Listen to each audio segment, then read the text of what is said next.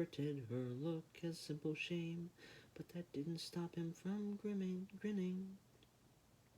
Have mercy, I be damned. He fought the evergreen for a better look, hampered more by his laughter than by the branches.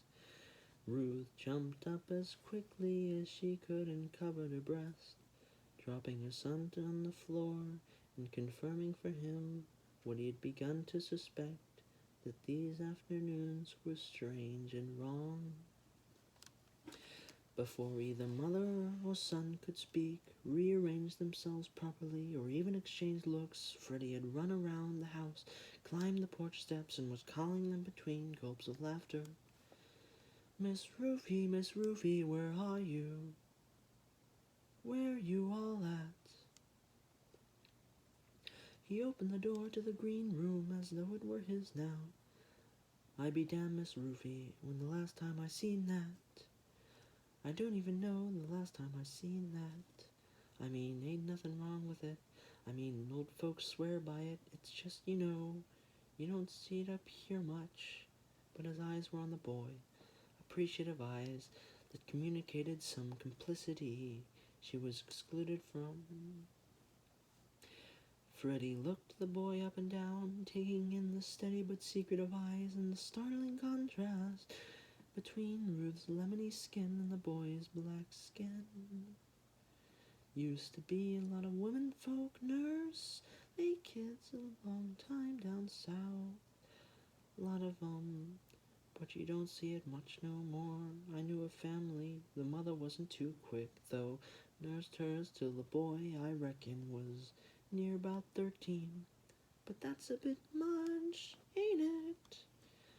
All the time he chattered, he rubbed his chin and looked at the boy.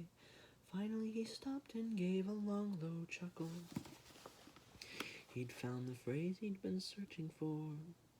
A milkman, that's what you got here, Miss Ruthie. A natural milkman, if I ever seen one. Look out, women's, here he come, ha. Freddie carried his discovery not only into the homes in Ruth's neighborhood, but to South Side, where he lived and where Macon Dead owned rent houses. So Ruth kept close to home and had no afternoon guests for the better part of 2 months, to keep from hearing that her son had been rechristened with a name he was never able to shake, that did nothing to improve either one's relationship with his father. Macon Dead never knew how it came about, how his only son acquired the nickname that stuck in spite of his own refusal to use it or acknowledge it. It was a matter that concerned him a good deal, for the giving of names in his family was always surrounded by what he believed to be monumental foolishness. No one mentioned him, the incident out of which the nickname grew, because he was a difficult man to approach, a hard man with a manner so cool it discouraged casual or spontaneous conversation. Only Freddie the janitor took liberties with Macon Dead, liberties he purchased with the services he rendered, and Freddie was the last person on earth to tell him. So Macon Dead neither heard nor visualized Ruth's sudden terror, her awkward jump from the rocking chair, the boy's fall broken by the tiny footstool, or Freddie's amused, admiring summation of the situation. Without knowing any of the details, however, he guessed with the accuracy of a mind sharpened by hatred that the name he heard school children call his son, the name he overheard the ragman use when he paid the boy 3 cents for a bundle of old clothes, he guessed that his name was not clean. Milkman. It certainly didn't sound like the honest job of a dairyman, or bring to his mind the cold, bright cans standing on the back porch, glittering like captains on guard. It sounded dirty, intimate, and hot. He knew that wherever the name came from, it had something to do with his wife and was like the emotion he always felt when thinking of her, coated with disgust. This disgust and the uneasiness with which he regarded his son affected everything he did in that city. If he could have felt sad, simply sad, it would have relieved him.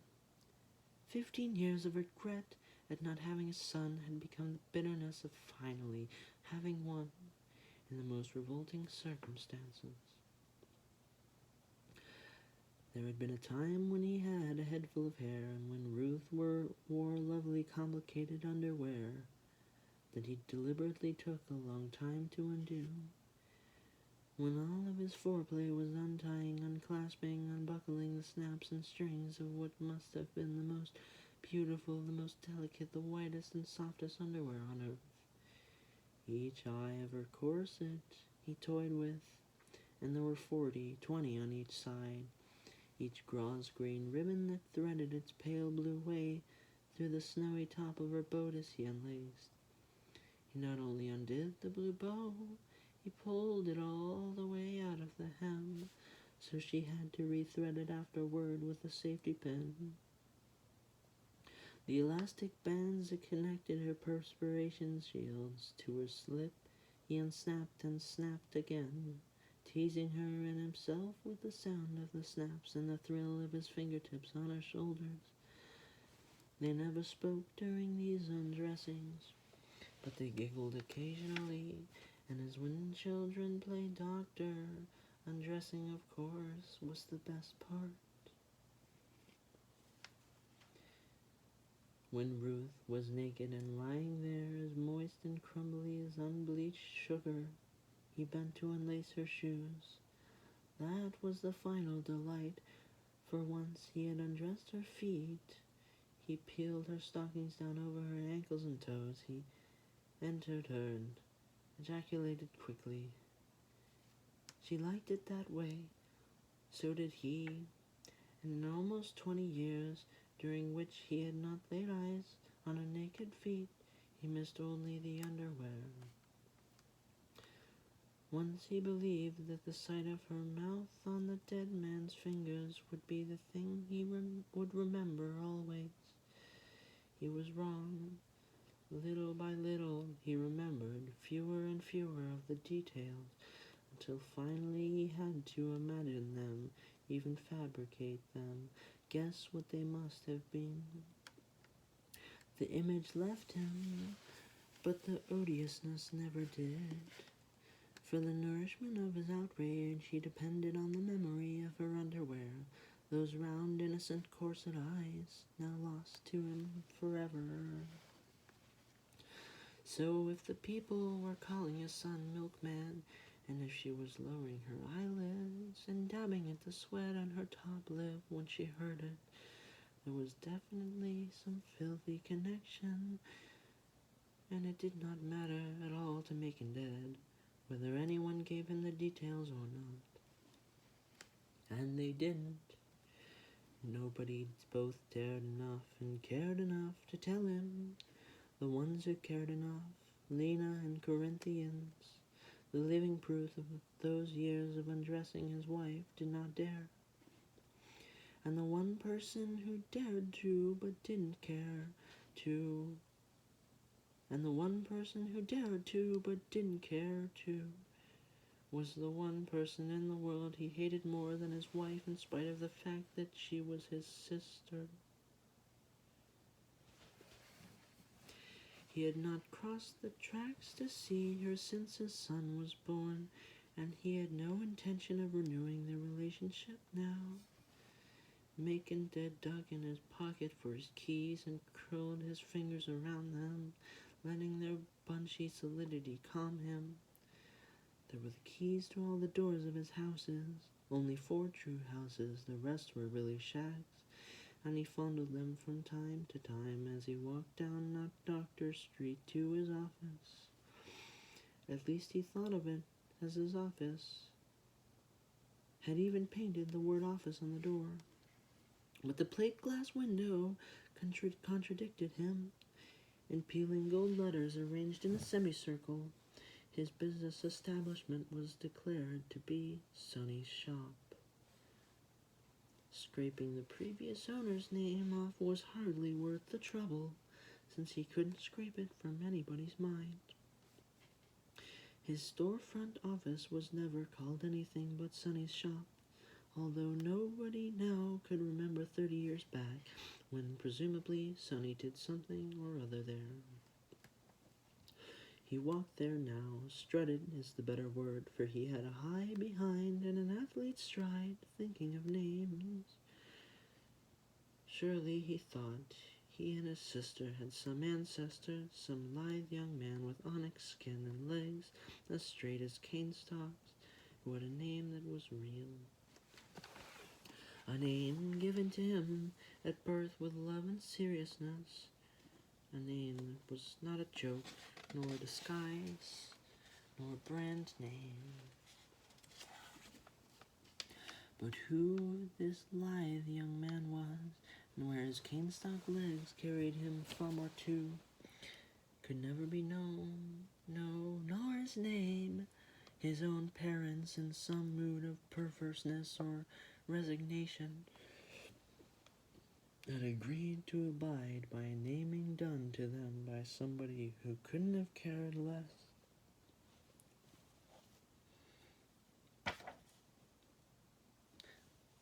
Agreed to take and pass on to all their issue this heavy name scrawled in perfect thoughtlessness by a drunken Yankee in the Union Army. A literal slip of the pen handed to his father on a piece of paper, and which he handed on to his only son, and his son likewise handed on to his. Macon dead, who begat a second Macon dead, who married Ruth Foster dead, and begat Magdalene, and called Lena dead, and 1 Corinthians dead, and when he least expected it, another Macon dead, now known to the part of the world and mattered as milkman dead. And as if there were not enough, a sister named Pilate dead. Pilate dead, who would never mention to her brother the circumstances or the details of this foolish misnaming of his son, because the whole thing would have delighted her. She would savor it, maybe fold it too in a brass box and hang it from her other ear. He had cooperated as a young father with the blind section of names from the Bible for every child other than the first male, and abided by whatever the finger pointed to, for he knew every configuration of the naming of his sister. How his father, confused and melancholy over his wife's death and childbirth, had thumbed through the Bible, and since he could not read a word, chose a group of letters that seemed to him strong and handsome, saw in them a large figure that looked like a tree hanging in some princely but protective way over a row of smaller trees. How he had copied the group of letters out on a piece of brown paper, copied as illiterate people do, every curlicue, arch, and bend in the letters, and presented it to the midwife. That's the baby's name. You want this for the baby's name. I want that for the baby's name. Say it. You can't name the baby this. Say it. It's a man's name. Say it. Pilate. What? Pilate. You wrote down Pilate. Oh, it's pronounced like pilot. Like a riverboat pilot. No, not like a riverboat pilot. Like a Christ-killing pilot. You can't get much worse than that for a name. And a baby girl at that. That's where my finger went down at. Well, your brain ain't got Well, your brain ain't got to follow it. You don't want to give this motherless child the name of the man that killed Jesus, do you? I asked Jesus to save me my wife. Careful, Macon. I asked him all night long. He give you your baby. Yes, he did, baby named Pilate. Jesus have mercy. Where you going with that piece of paper? It's going back where it came from, right in the devil's flames. Give it here, it come from the Bible, it stays in the Bible.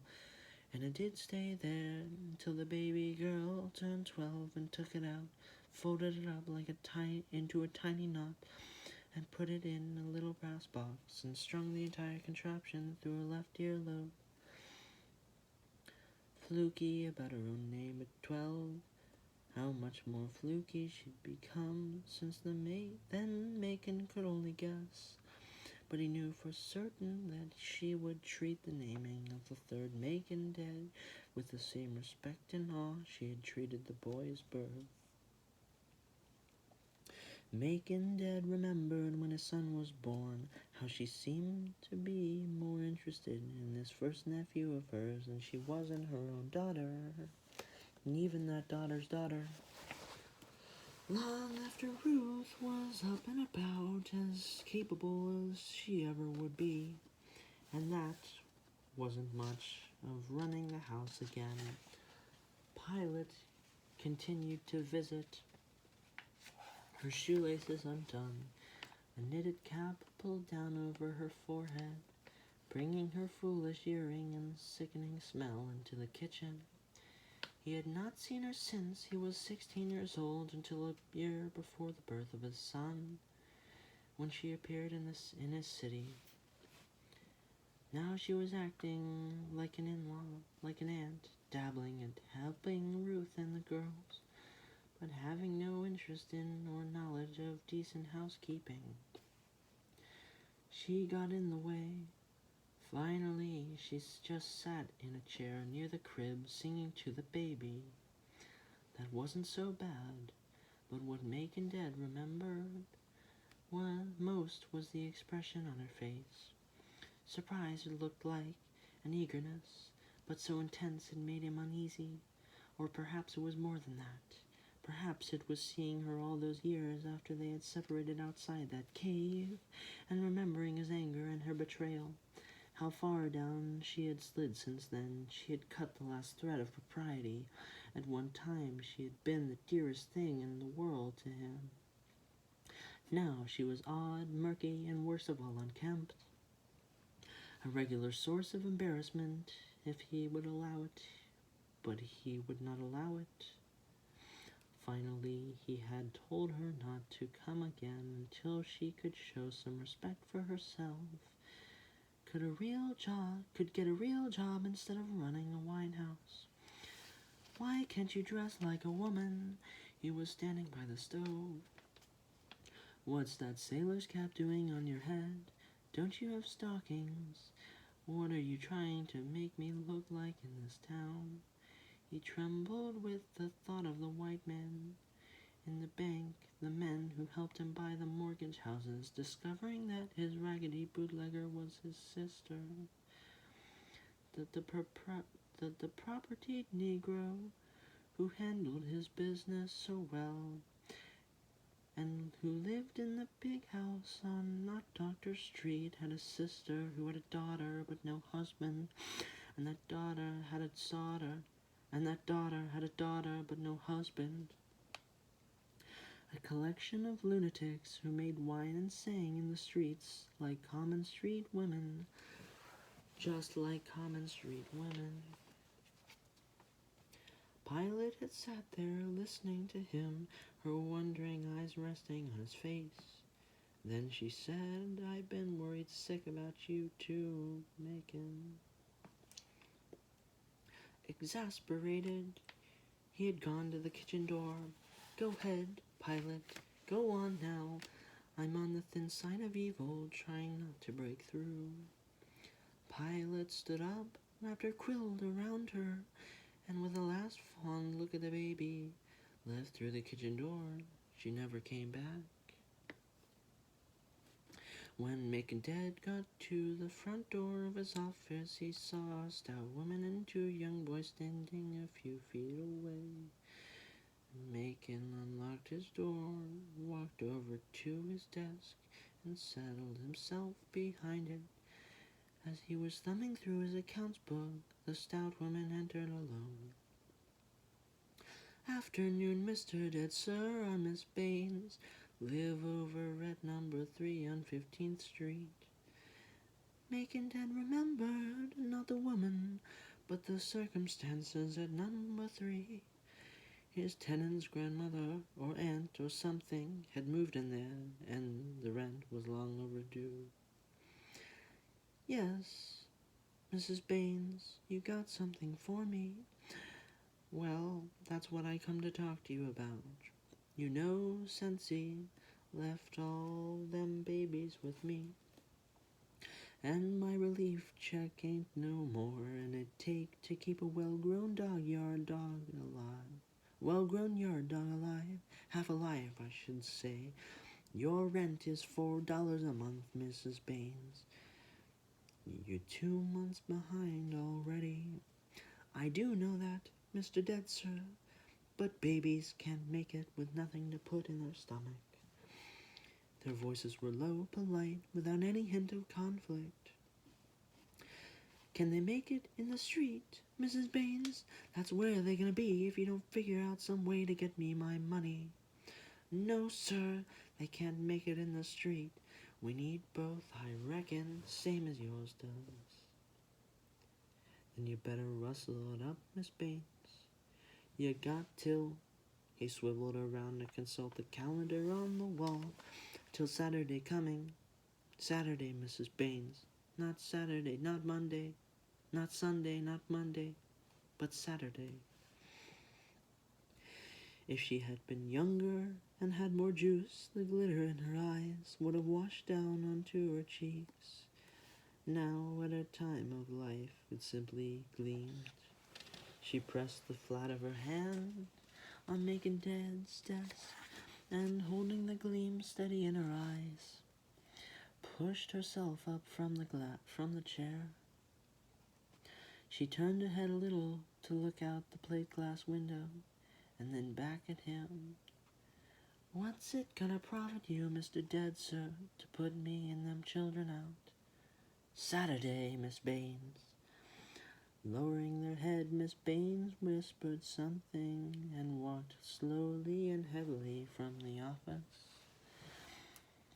As she closed the door to Sonny's shop, her grandchildren moved out of the sunlight into the shadow where she stood. "What do you say, Granny?"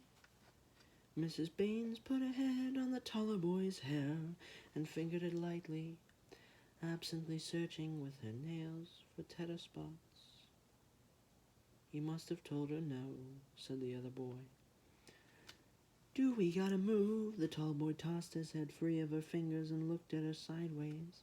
His cat eyes were gashes of gold. Mrs. Baines let her hand fall to her side.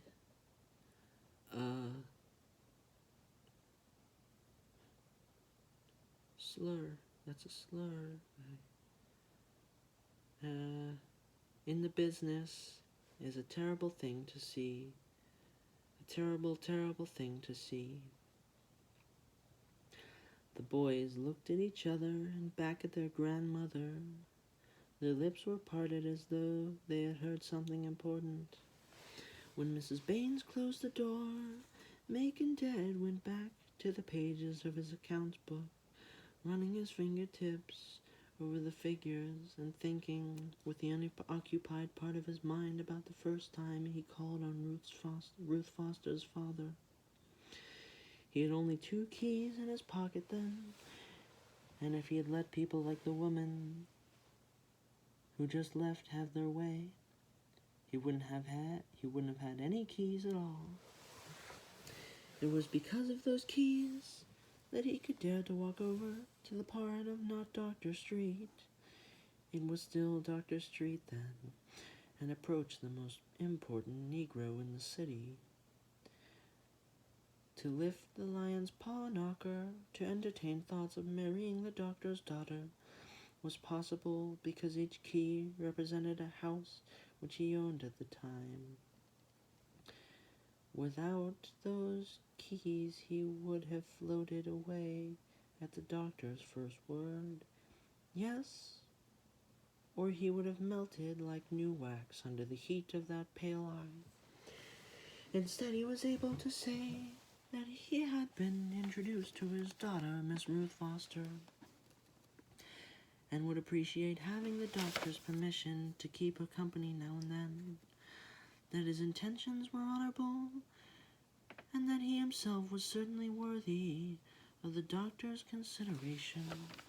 As a gentleman friend from Miss Foster since at 25, he was already a colored man of property.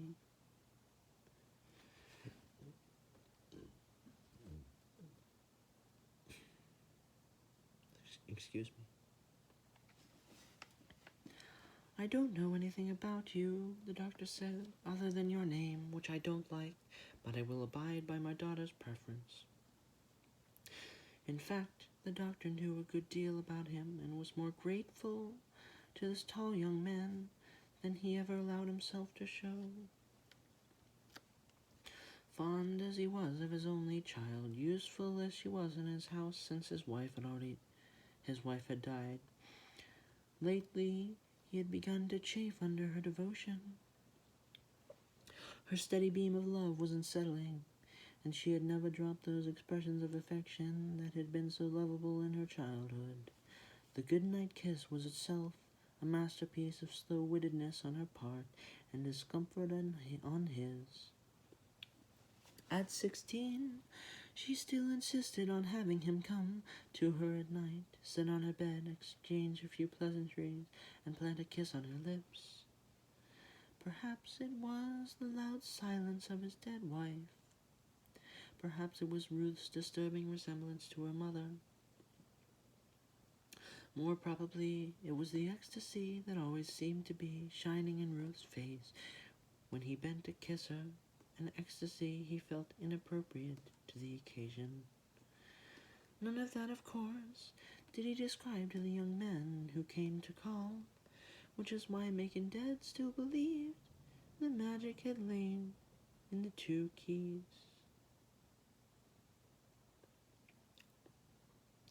In the middle of his reverie, Macon was interrupted by a rapid tapping on the window. He looked up, saw Freddie peeping through the gold lettering, and nodded for him to enter, a gold-toothed bantamweight. Freddie was as much of a town crier as Southside had. It was this same rapid tapping on the window pane, the same flash of gold smile that preceded his now famous scream to Macon, "Mr. Smith went splat."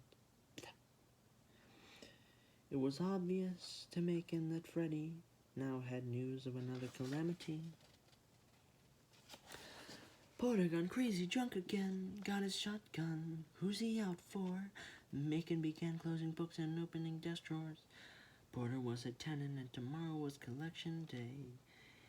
Ain't out for nobody in particular, just perched himself up in the attic window and commenced a waving a shotgun. Say he gonna kill him somebody before morning. He got to work today. Yep, got the eagle too. Drunk it all up, not all of it. He only got 1 bottle, and he still got a fistful of money. Who's crazy enough to sell him any liquor? Freddie showed a few gold teeth, but said nothing, so Macon knew it was Pilot. He locked all his drawers save one, the one he unlocked and took a small .32 from. Police warn every bootlegger in the country, and he still gets it somehow. Macon went on with the charade, pretending he didn't know his sister was the one Porter and anybody else, adult, child, or beast, could buy wine from.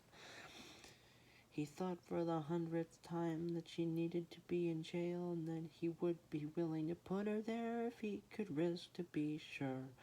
Wouldn't loudmouth him and make him seem trashy in the eyes of the law and the banks. You know how to use that thing, Mr. Dead Sir? I know how. Porter's crazy when he's drunk. I know what he is. How you aiming to get him down? I ain't aiming to get him down. I'm aiming to get my money down. He can go on and die up there if he wants to, but if he don't toss me my rent, I'm gonna blow him out of that window. Freddy's giggle was soft, but his teeth strengthened its impact. A born flunky, he loved gossip and the telling of it. He was the ear that heard every murmur of complaint, every name-calling, and his was the eye that saw everything. The secret loving glances, the fights, the new dresses. Macon knew Freddy as a fool and a liar, but a reliable liar. He was always right about his facts and always wrong about the motives that produced the facts. Just as now he was right about Porter having a shotgun, being in the attic window, and being drunk. But Porter was not waiting to kill somebody, meaning anybody, before morning. In fact, he was very specific about whom he wanted to kill himself. However, he did have a precondition which he shouted down, loud and clear, from the attic. I want to freak. Send me up somebody to freak. Hear me. Send me up somebody, I tell ya, or I'ma blow my brains out. As Macon and Freddy approached the yard, the women from the rooming house were hollering answers to Porter's plea. What kind of bargain is that? Kill yourself first and then we'll send you somebody. Do it have to be a woman? Do it gotta be a human? Do it gotta be alive? Can it be a piece of liver? Put that thing down and throw me my goddamn money. Macon's voice cut through the women's fun. Float those dollars down here. Slur, then blow yourself up. Porter turned and aimed his shotgun at Macon. If you pull that trigger, shouted Macon, you better not miss. If you take a shot, you better make sure I'm dead. 'Cause if you don't, I'm gonna shoot your balls up in your throat. Excuse me. He pulled out his own weapon. Now get the hell out of that window. Porter hesitated for only a second before turning the barrel of the shotgun toward himself, or trying to. Its length made it difficult. His drunkenness made it impossible. Struggling to get the right angle, he was suddenly distracted. He leaned his shotgun on the windowsill, pulled out his penis, and in a high arc, peed over the heads of the women, making them scream and run in a panic that the shotgun had not been able to create. Macon rubbed the back of his head while Freddy bent double with laughter. For more than an hour, Porter held them at bay, cowering, screaming, threatening, urinating, and interspersing all of it with pleas for a woman. He would cry great shoulder-heaving sobs, followed by more screams. I love ya all. Don't act like that, you woman. Stop it, don't act like that. Don't you see I love ya? I'd die for ya, kill for ya. I'm saying I love ya. I'm telling ya, oh God, have mercy. What I'm gonna do? What in this freaking world am I gonna do? Tears streamed down his face, and he cradled the barrel of the shotgun in his arms as though it were the woman he had been begging for, searching for all his life. "Gimme hate, Lord," he whimpered. "I'll take hate any day. But don't give me love, I can't take no more love, Lord. I can't carry it, just like Mr. Smith. He couldn't carry it, it's too heavy.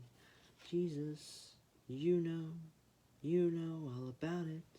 Ain't it heavy, Jesus? Ain't love heavy? Don't you see, Lord?